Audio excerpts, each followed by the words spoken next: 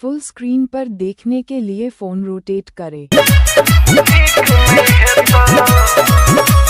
दिल में बसा के सपना देखा के बना दिल है वीरान।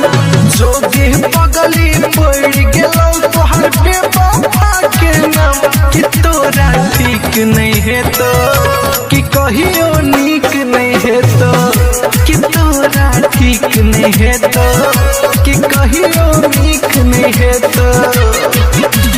दिल में बसा के सपना देखा के बना दिल है वीरान।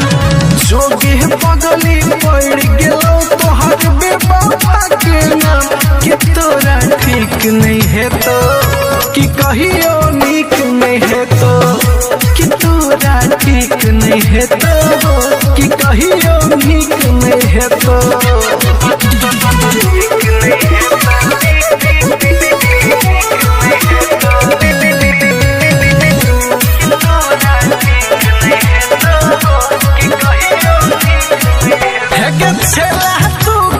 खेल गेला हमरा से खेल गे कतई छाई दिन हमर जना साजा कतई छियै जेल में पत्थर के दिल तोहर पत्थर करे जियल उन्हें कन्हियो दरेज कि तोरा ठीक नहीं है तो कि कहियो नीक नहीं है तो कि तोरा ठीक नहीं है तो